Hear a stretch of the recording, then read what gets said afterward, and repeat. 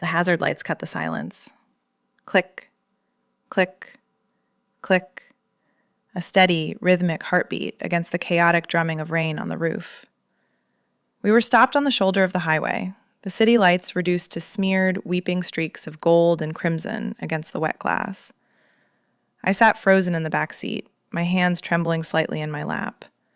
In the rearview mirror, her eyes held mine. Iris. She didn't look away. Her gaze was unflinching, knowing, stripping away the layers of executive polish I'd spent a decade perfecting. In that silence, with the engine idling and the world blurring outside, I realized my carefully constructed armor hadn't just cracked. It had been dismantled by a stranger in under 20 minutes. But to understand the exposure, you have to understand the armor. It began with the architecture of exhaustion.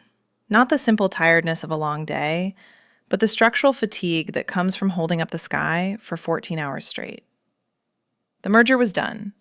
The papers were signed, the hands shaken, the billions moved across invisible digital borders. But the cost was etched into the tension of my jaw. My blazer, Italian wool and tailored to within an inch of its life, suddenly felt less like power and more like a constriction device.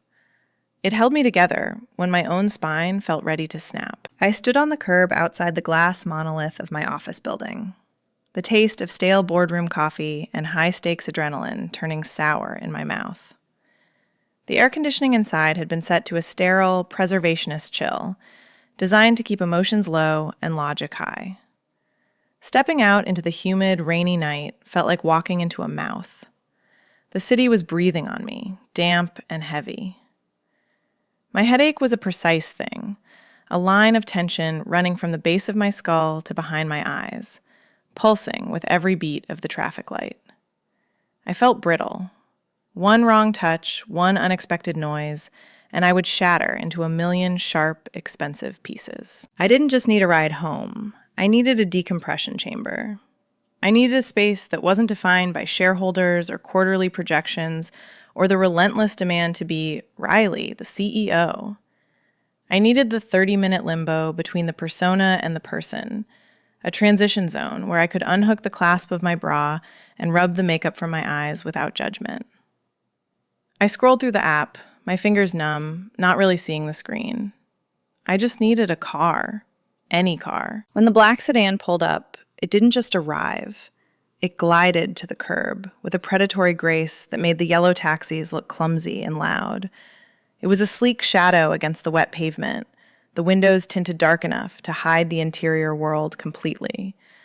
I remember thinking it looked less like a service vehicle and more like a getaway car, something designed for extraction rather than transportation. I reached for the handle, expecting the usual routine. A nod, a generic greeting, the smell of cheap pine air freshener masking the scent of 100 previous passengers. Instead, as the door swung open, I was hit with a scent that stopped me cold. Sandalwood and rain.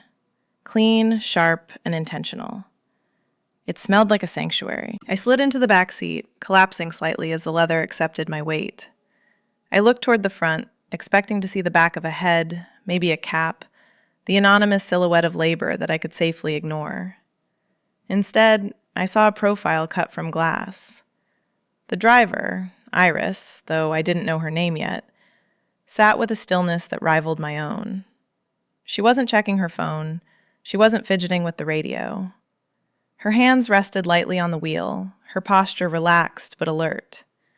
She wore a dark leather jacket that seemed to absorb the streetlights, and her hair was cropped close, revealing the strong, elegant line of her neck. She turned her head slightly, just enough for me to catch the line of her jaw and the curve of her cheekbone in the flickering shadows. She didn't say hello or how are you. She didn't ask for my destination. She simply waited, letting me settle, letting the frantic energy of the sidewalk bleed off me. It was the first moment in 14 hours where no one wanted anything from me, and the relief was so sharp it almost hurt. I pulled the door shut. The sound was a heavy, definitive thud that severed the connection to the street. The chaotic noise of the city, the sirens, the shouting, the hiss of tires on wet asphalt vanished instantly, replaced by a charged, intimate silence. It was just the two of us now, sealed in this moving capsule. I leaned my head back against the seat, closing my eyes, thinking I was safe. I thought I was just a passenger. I didn't know I had just stepped into the most dangerous negotiation of my life. The interior of the car was a study in deliberate omission. There was no rattling vent, no swaying pine tree freshener, no low-humming talk radio debating the day's disasters. It was a vacuum, sealed tight against the chaos I had just stepped out of. The leather beneath me was supple and cool, a stark contrast to the feverish heat radiating from my own skin. The scent of sandalwood I'd noticed earlier wasn't a perfume. It was part of the atmosphere, settled deep into the upholstery like an old memory. It felt less like a vehicle for hire and more like a private library or a confession booth, a place designed for secrets rather than transit. I shifted, trying to find a posture that didn't hurt. My spine felt fused into a single, brittle rod. I let out a breath, a long, ragged exhale that I had been holding in since the second quarter projections were finalized 3 hours ago. It was a sound of surrender, the kind you only make when you think no one is really listening. That was a heavy sound, a voice said from the front. It wasn't the voice I expected. It lacked the polished, deferential cadence of the service industry. It was low, textured, and amused. It cut through my autopilot script like a knife through silk. I looked up, meeting her eyes in the rearview mirror. They were dark, framed by the passing streetlights that rhythmically slashed across her face. She wasn't looking at the road. She didn't need to. She seemed to feel the traffic flow through the steering wheel. She was looking at me. "It's been a long week," I said, my voice sounding thin and corporate in the rich quiet of the cabin. I reached into my bag, my hand closing around my phone like a weapon. It was instinct. When in doubt, look busy. When vulnerable, look important. "It's Tuesday," she countered, a smile playing at the edge of her voice. I paused, my thumb hovering over the email icon. Tuesday. She was right. The merger had warped time, compressing days into a single gray tunnel of negotiation. "Is it?" I managed, trying to regain the upper hand, trying to sound like the person who signed the checks, not the person who lost track of the sun. "You're still doing it," she said softly. She turned the wheel, guiding the sedan around a stalled delivery truck with a fluid, liquid motion that didn't disturb the air inside the car. "Doing what?" I asked. I should have been annoyed. I should have put my headphones in. But the blue light on my phone screen felt harsh and artificial compared to the warm, dim intimacy of the car. I didn't want to look at the spreadsheet. I wanted to hear what she would say next. "Negotiating," Iris said. She glanced in the mirror again, her gaze lingering on the tension in my shoulders. "You're sitting back there like you're waiting for the other shoe to drop. You know the deal is done, right? You can unclench your jaw now." I stiffened. It was a violation of the contract. Driver drives, passenger rides. We do not discuss the tension in my jaw. We do not acknowledge the armor. But instead of the sharp rebuke that usually sat on the tip of my tongue, I felt a strange, flushing heat rise up my neck. "It's just fatigue," I deflected, tapping open an email I had no intention of reading. Standard industry hazard. "No," she corrected, and her voice dropped an octave, becoming something intimate and dangerous. "That's not standard. That's expensive fatigue. That's the kind of tired you have to pay for with pieces of yourself. I see it all the time. You wear it like a badge, but it looks heavy." Expensive fatigue. The phrase hung in the air between us, accurate and devastating. I looked up from my phone, really looking at her for the first time. She wasn't just driving, she was reading me. She saw the cost of the suit, the precision of the haircut, and the hollowed-out exhaustion beneath it all. It was uncomfortable, this sudden visibility. I was used to being looked at, assessed for value and competence, but I wasn't used to being seen. The silence that followed wasn't empty anymore. It was thick, charged with a magnetic pull that terrified me. I wanted to lean forward. I wanted to ask her who she was and why she was driving a black sedan through the rain instead of running a boardroom herself. I felt the bizarre urge to tell her everything, to spill the secrets of the merger onto the pristine leather, just to see if she could carry the weight of them. I opened my mouth to speak, to bridge the gap between the front seat and the back, but the moment shattered. My phone vibrated violently against my palm, the shrill, demanding ringtone of the war room line, cutting through the sandalwood in the rain. The spell broke, but the air remained electrified, waiting. "Harper," I answered. The name wasn't a greeting, it was a barricade. The shift was instantaneous. My spine snapped straight against the leather, not from posture, but from the rigor of command. The soft, vulnerable woman who had been contemplating the rain vanished, replaced by the signatory, the closer, the entity that moved markets with a tone of voice. I didn't look at the driver, at Iris, anymore. I looked through the windshield, my eyes tracking the red blur of taillights as I dissected the panic on the other end of the line. "If the valuation is shifting, that's a breach of the term sheet, David," I said. My voice was ice, precise and cutting. "I don't care what their liquidity looks like. We hold the IP. We hold the leverage. If they want to walk, let them walk. But make sure they know the exit fee will bleed them dry before they reach the door." The air in the car changed. The warm, sandalwood intimacy evaporated, replaced by the sterile, aggressive static of the boardroom. I was performing. I was doing the thing that had bought me the penthouse and the Italian wool and the crushing loneliness. And I was doing it well. But for the first time in years, the performance felt like a lie. I caught movement in the rearview mirror. Iris was watching me again. But the expression in her eyes wasn't the awe or fear I was used to eliciting from subordinates. It was amusement. A slight, knowing smirk played on her lips, a look that said she saw the strings I was pulling, and the strings that were pulling me.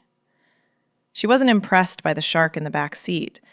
She was watching a child throw a tantrum in a very expensive suit. That look infuriated me. It stripped the power from my words, making my threats to David sound tinny and rehearsed. I wanted her to look away. I wanted her to drive and be invisible so I could continue to be the master of the universe. But she held my gaze, her eyes steady on the road, but her presence filling the cabin, challenging the validity of my anger. "They're scared, Riley," David stammered on the other end. "The board is getting cold feet. They think you're pushing too hard." "I push until things break, David. That's why you hired me," I snapped, but my hand was shaking. The headache behind my eyes flared, a blinding spike of pain that nearly made me drop the phone. "Fix it, or I will find someone who can." I ended the call without a goodbye. The screen went black. I let the phone drop onto the seat beside me, as if it were a hot coal. The silence that rushed back into the car wasn't the sanctuary it had been before. It was heavy, suffocating. My heart was hammering against my ribs, a frantic, trapped bird. The adrenaline that had sustained me through the call began to curdle into something darker.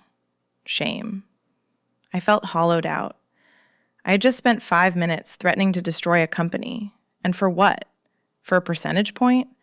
For a legacy that would be forgotten in a fiscal quarter? I looked at the back of Iris's head. She hadn't said a word. She hadn't turned on the radio to drown me out. She just let the violence of my conversation hang in the air, letting me sit in the wreckage of my own authority. "I don't even want it," I whispered. The words slipped out before I could check them. They weren't meant for her. They were a leak in the hole, a structural failure in the armor I had welded shut. I stared at my hands, unclenched now, pale and useless in the dim light. "I spent 15 years building this empire," I said, my voice gaining a terrible, quiet clarity. "Brick by brick, deal by deal. And I realized tonight, I didn't build a kingdom. I built a cage. And I locked myself inside it from the start." The confession hung there, raw and terrifying. I had never said it aloud. I had never even let myself think it. But the proximity of this stranger, this woman who saw the expensive fatigue and didn't look away, had pulled the truth out of me like a splinter. Iris didn't gasp. She didn't offer a platitude about how successful I was. She simply met my eyes in the mirror again, her expression grave, stripped of the earlier amusement. She heard me. She accepted the weight of the secret without flinching. Then the rhythm of the ride changed. The car began to decelerate. The steady hum of the tires on the highway dropped in pitch. Click, click, click. The turn signal cut through the silence. A metronome, counting down the seconds until everything changed. We were pulling over. The car didn't just slow. It abandoned the logic of the route entirely. The GPS on the dashboard, a glowing blue line that had been my only tether to certainty, recalculated frantically, flashing a silent protest before we drifted onto the shoulder of a service road beneath the overpass. The concrete pillars rose up like cathedral arches in the dark, slick with rain and graffiti, shielding us from the highway above, but trapping us in the shadows below. This wasn't a drop-off point. This was a dead end. My heart hammered against my ribs, a frantic, syncopated rhythm that had nothing to do with the merger. For a woman who micromanaged the temperature of her coffee, this was a terrifying surrender of agency. I gripped the door handle, the cold metal biting into my palm. "What are you doing?" I wanted to demand. I wanted to use my CEO voice, the one that made grown men stutter in board meetings. But the voice didn't come. My throat felt tight, constricted by the sudden, suffocating proximity of the unknown. Iris killed the engine. The silence that followed was absolute. It wasn't the quiet of a pause. It was the heavy, final silence of a decision made. The hum of the climate control died. The dashboard lights faded to a dull, dying ember. The only sound left was the rain drumming against the roof, a relentless, chaotic percussion that made the stillness inside the car feel even more unnatural. We were an island of heat in a sea of cold, wet concrete. I sat frozen, my breath catching in my throat. I waited for her to check the tire, to check her phone, to offer a polite excuse about a mechanical error. She didn't. Instead, the leather of the driver's seat groaned, a slow, deliberate sound, as she shifted. She didn't just glance back this time. She unbuckled her seatbelt, the metal click sounding like a gunshot in the quiet, and turned her body fully to face the back seat. She draped one arm over the steering wheel and the other over the back of her headrest, effectively erasing the psychological barrier between the front of the car and the back. There was no partition now. No glass, no roll, no driver and passenger.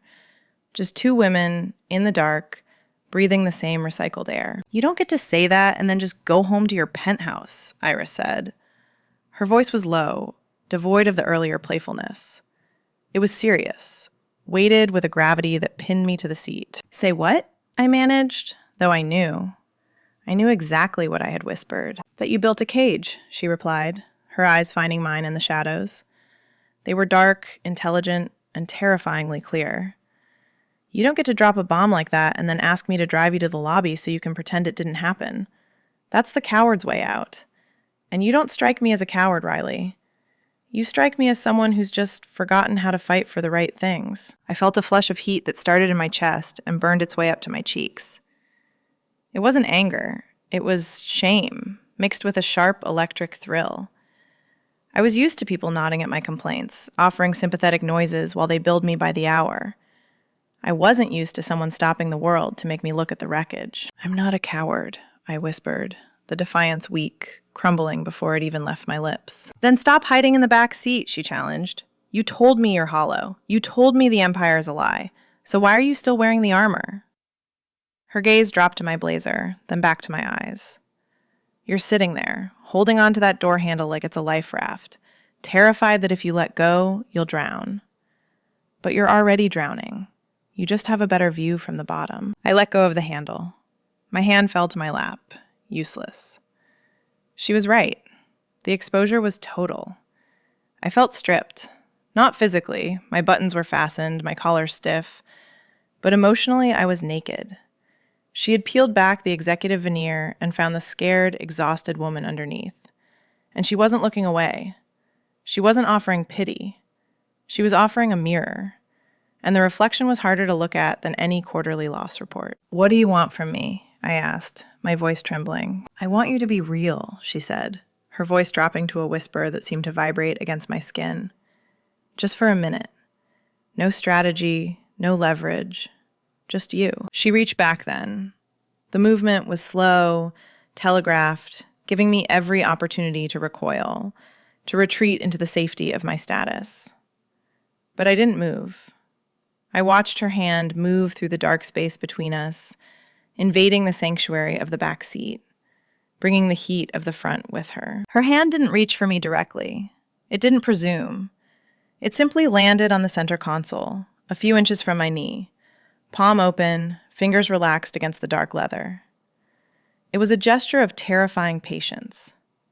In the boardroom, everything is a transaction. A handshake is a contract, a touch is a power play, a gesture is a demand for attention. But this This was a question. She was waiting.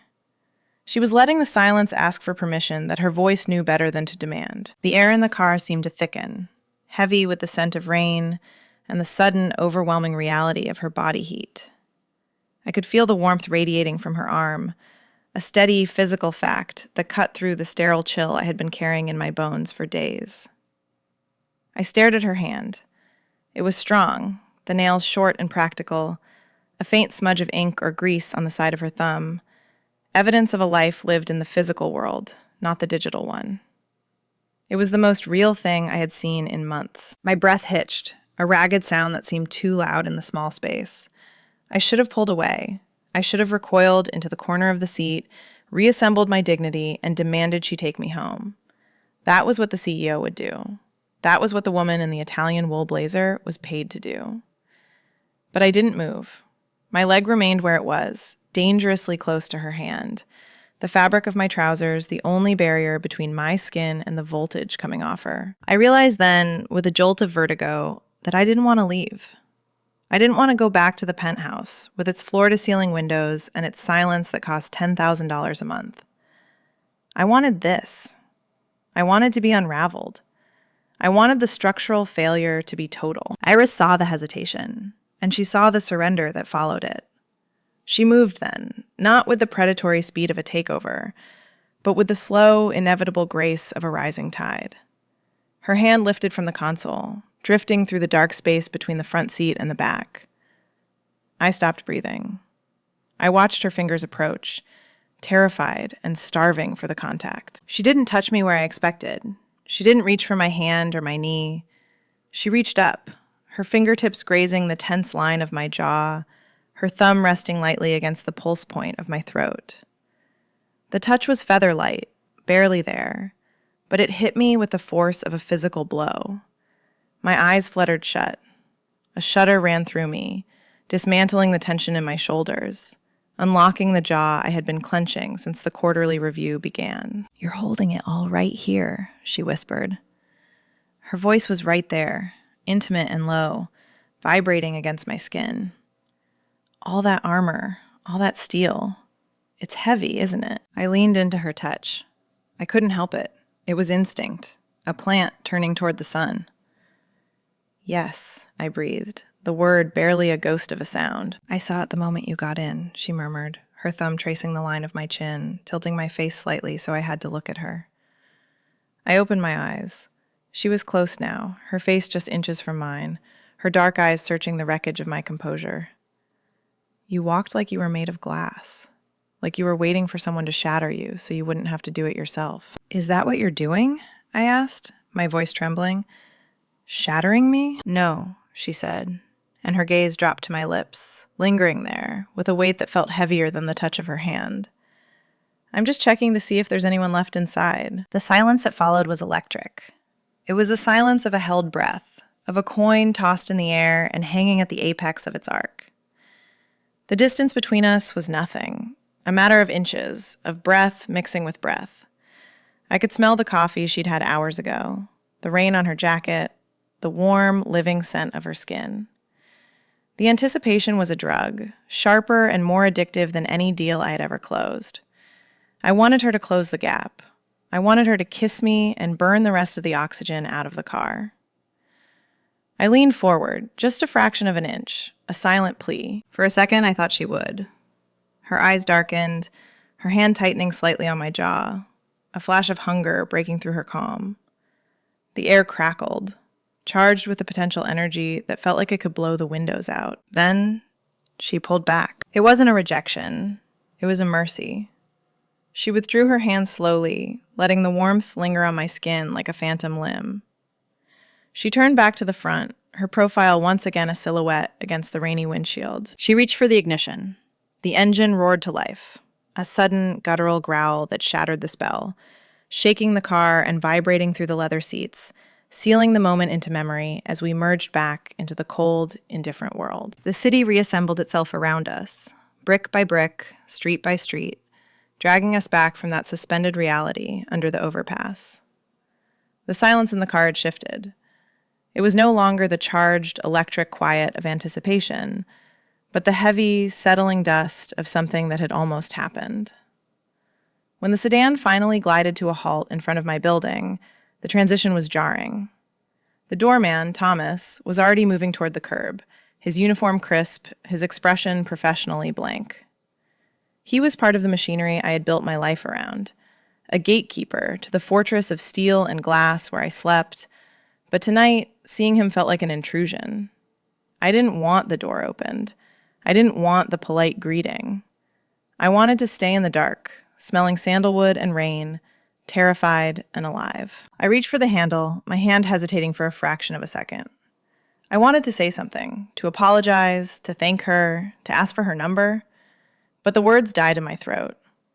How do you thank someone for dismantling you? Keep the change felt like an insult. Good night felt like a lie. Riley, she said. I froze, half out of the car, the cold damp of the city night biting into my skin. I looked back. Iris wasn't looking at me. She was staring straight ahead, her hands loose on the wheel, her profile sharp against the glowing dashboard lights. Leave the mask in the car, she said quietly. You don't need it up there. It's heavy, and you're tired of carrying it. She didn't wait for a response. She didn't turn to see if her words had landed. She knew they had. I stepped out, the door clicking shut behind me with a finality that echoed in my chest. I watched the black sedan pull away, merging seamlessly into the river of red taillights, disappearing into the artery of the city. I stood there on the sidewalk, the rain misting against my face, feeling lighter and heavier all at once. Thomas asked if I had a good evening. I didn't answer. I couldn't remember how to speak the language of polite, meaningless exchange. The morning light in my penthouse is always aggressive. It doesn't dawn, it invades.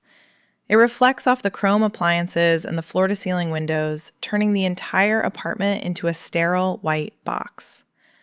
I woke up at 6 a.m., not because of the alarm, but because the silence of the room was so loud it woke me. Usually this silence was my prize, the quiet that money buys, far above the noise of the street. Today, it felt like a vacuum. It felt lonely. I went through the motions of the morning ritual.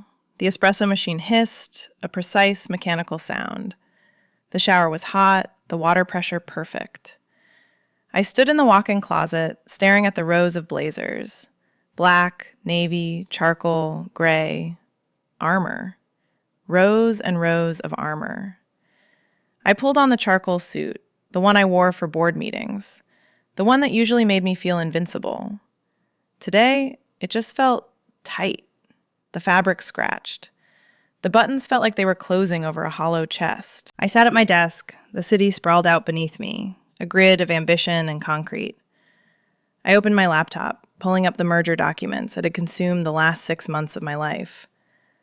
The numbers were there, the clauses were sound, the leverage was undeniable.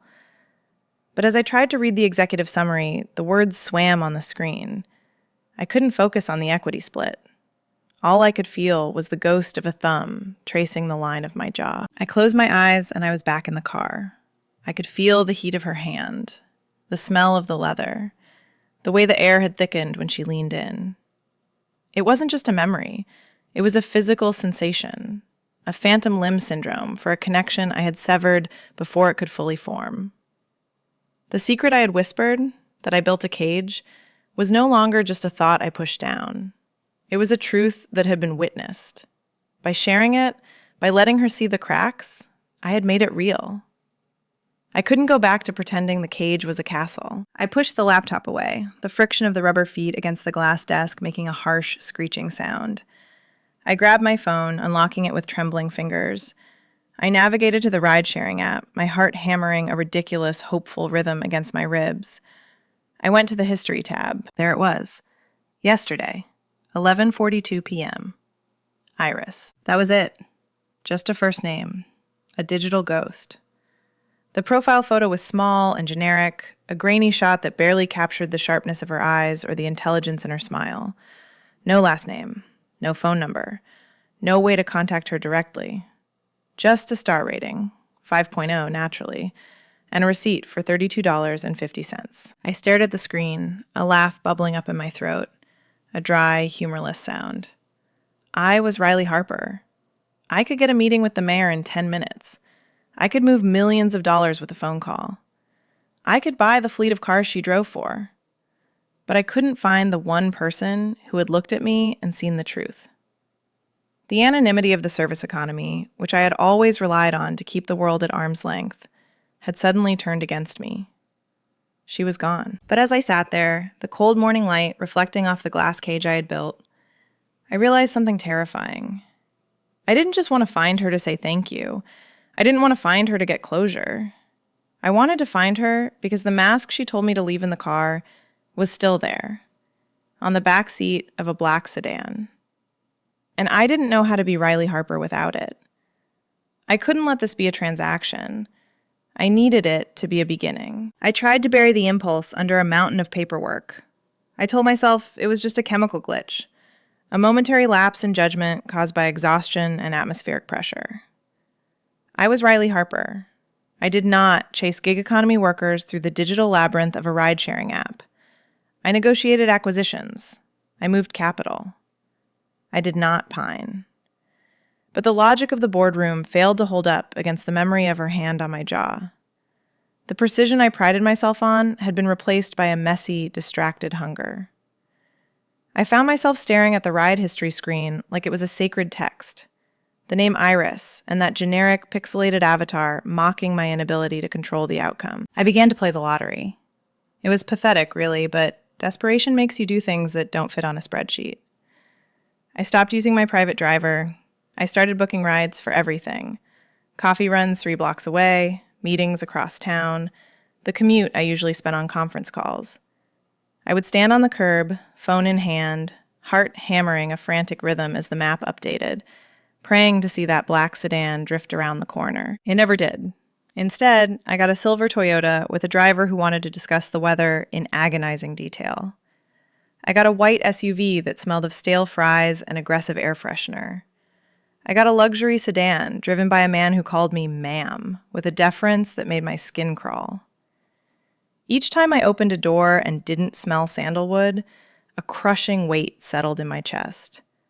I was looking for friction, for that spark of challenge, but all I found was the smooth, frictionless surface of a world that wanted to serve me, not see me. I was drowning in yes when I was starving for no. By Thursday, the silence in my head was deafening. I couldn't focus on the quarterly projections. The numbers just looked like bars on a cage. I realized I wasn't chasing a woman anymore. I was chasing the version of myself she had pulled to the surface. I missed the Riley who admitted she was hollow. I missed the fear. I decided to force the hand. I opened the app, my thumb hovering over the Lost and Found tab. It was a breach of protocol, a misuse of the system, and it felt thrillingly illicit. I selected the ride from Tuesday night. I lost an item, I tapped. Description: gold hoop earring, sentimental value. It was a lie. The earrings were sitting in my velvet jewelry tray, safe and cold. But it was the only line I had left to cast into the dark. I waited. The afternoon dragged on, the minutes stretching out like taffy. I sat in a budget meeting, nodding at revenue streams, while my phone sat face up on the mahogany table, a silent grenade waiting to go off. When it finally buzzed, the sound was so loud in the quiet room that I flinched. It wasn't an automated system message. It was a text through the app's proxy number. I checked the car, Riley, the message read. It's empty. No gold. Just the silence you left behind. The air left my lungs. She knew. She saw right through the lie, just like she had seen through the blazer. She didn't offer a polite customer service apology. She offered a challenge. I typed back under the table, my fingers trembling. I need to retrieve it anyway. It's important. The 3 dots of her typing bubble appeared, vanished, then appeared again. The suspense was worse than any negotiation I had ever stalled. The Velvet Archive on 4th, she replied. 9 p.m. And Riley? Don't wear the suit. You're off the clock. The rest of the day evaporated. I didn't leave the office. I escaped it. I went home not to rest, but to shed. I stood in front of my mirror and peeled away the layers of the executive. The blazer went to the back of the closet. The silk blouse, buttoned to the throat, was discarded. I pulled on a pair of dark jeans and a sweater that felt soft, approachable, human. I left my hair down, messy, the way it looked when I wasn't trying to intimidate a room. I didn't call a car to get to the bar. I walked. I needed the friction of the city against my skin. I needed the wind to mess up my hair and the damp pavement to ground my boots.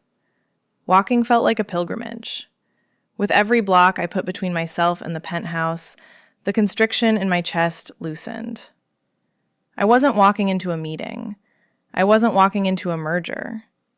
I was walking toward the only person in the city who knew I was a fraud.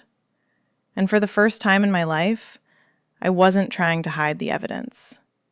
I was bringing it to her. The Velvet Archive was less a bar and more a study in shadow management. The air was thick with the scent of gin and old paper, the lighting low enough to obscure faces, but bright enough to catch the glint of a glass. I saw her immediately. Iris sat in a corner booth, her back to the wall, watching the room with that same predatory stillness she had possessed behind the wheel. But out of the car, stripped of the context of service, she was even more formidable. She wore a black t-shirt that clung to the definition of her shoulders and dark denim that looked worn and soft. No leather jacket tonight. No barrier. She looked like a weapon resting on a velvet cushion. Dangerous, beautiful, and entirely out of place in my world. I walked toward her, feeling the absence of my heels. In boots, I was shorter, more grounded. The floorboards creaked beneath my feet, a real tactile sound that felt miles away from the silent carpets of my office. When I reached the table, she didn't stand. She didn't smile. She just slid a coaster toward the empty seat across from her. "You didn't look for the earring," she said. Her voice was the same, low, textured, cutting through the ambient noise of the room like a frequency only I was tuned to receive. "There was no earring," I replied, sliding into the booth. The vinyl was cool against my jeans. "And you knew that." "I know you don't wear hoops," she said, her eyes tracking the movement of my hands as I placed them on the table. "You wear studs, small, precise diamonds, things that don't catch on clothes, things that don't get in the way." The observation was so sharp, it felt like a physical touch. She had cataloged me in 20 minutes better than my ex-husband had in 3 years. "I left the diamonds at home," I said, my voice steady despite the hammering of my heart. "I left the armor, too." "I can see that," she murmured, leaning back. She took a sip of her drink, something dark and neat. "So, Riley Harper, CEO. Why are you chasing down a driver on a Thursday night?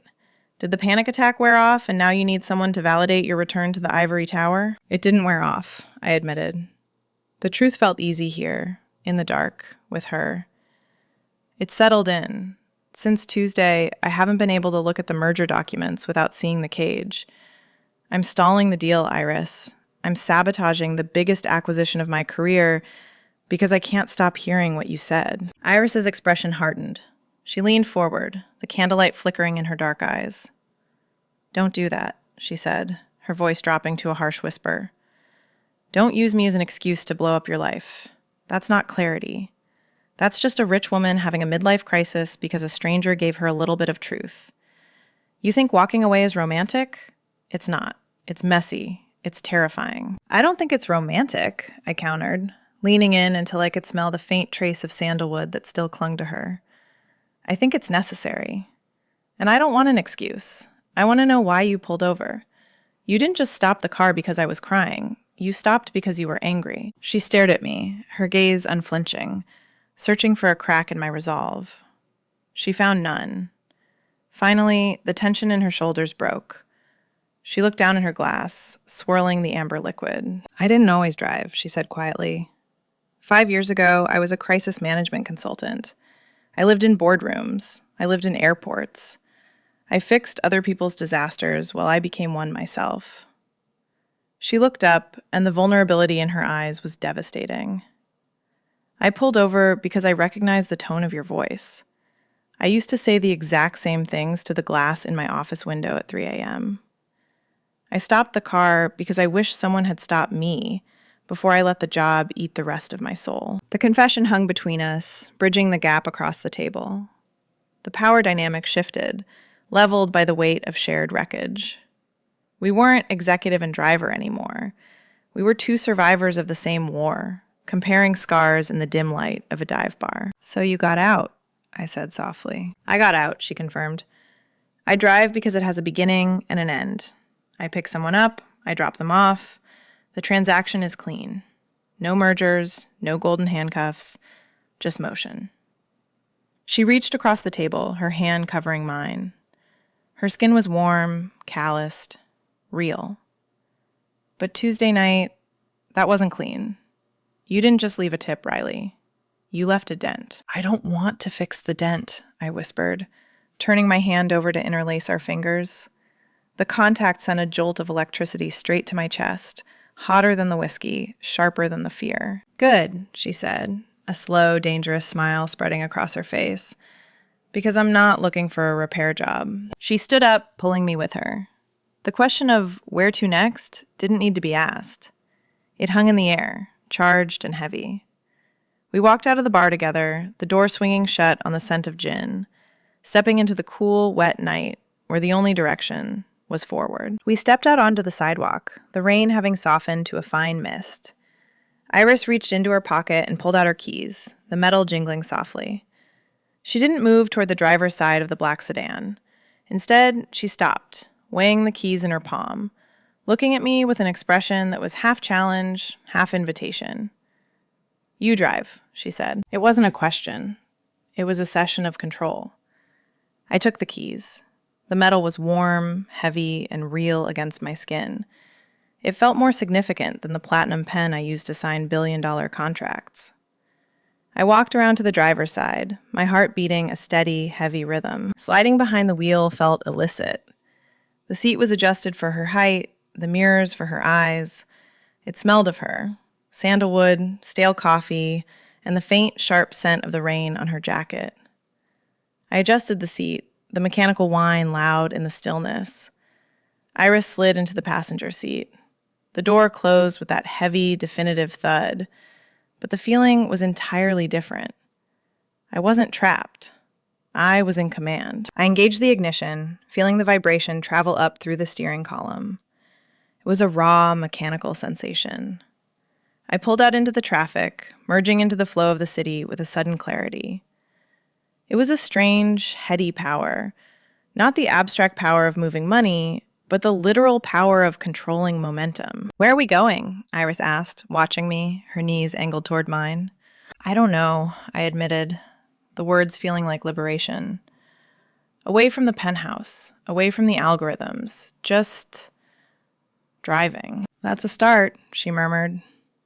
She reached across the console, her hand finding the back of my neck, fingers tangling lightly in my hair. The touch was grounding, a tether keeping me from floating away into the stratospheric anxiety of my old life. We drove for miles, the city blurring past in streaks of amber. We talked easier than ever. I told her the cage wasn't just the job. It was the belief I had to be steel to survive. I confessed I was terrified of what would happen if I stopped running. I told her about the 14-hour days that felt like 14 seconds, losing time to the void of ambition, and the loneliness that felt like a structural flaw in my bones. "You think if you stop, you'll disappear," Iris said, her thumb stroking the sensitive skin behind my ear. "But you won't. You'll just finally be where you are." I pulled over near the river, where the industrial skyline reflected jaggedly in the dark water. I killed the engine. The silence returned.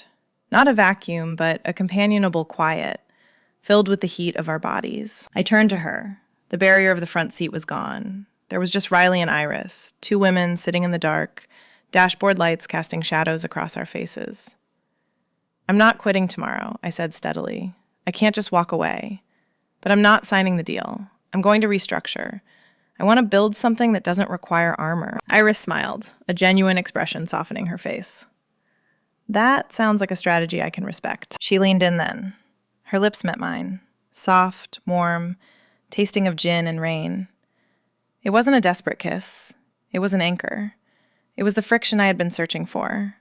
Her hand tightened on my neck, holding me there, unflinching, demanding I stay present in the wreckage we were making of my plans.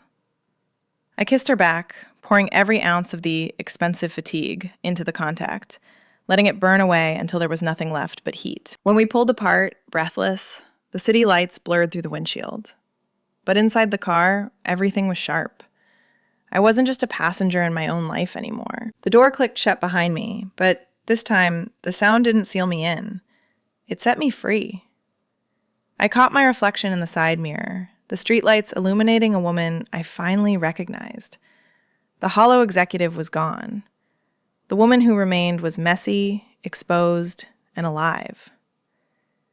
If you've ever found clarity in the most unexpected passenger seat, subscribe for more stories. The engine hummed, waiting for the next turn.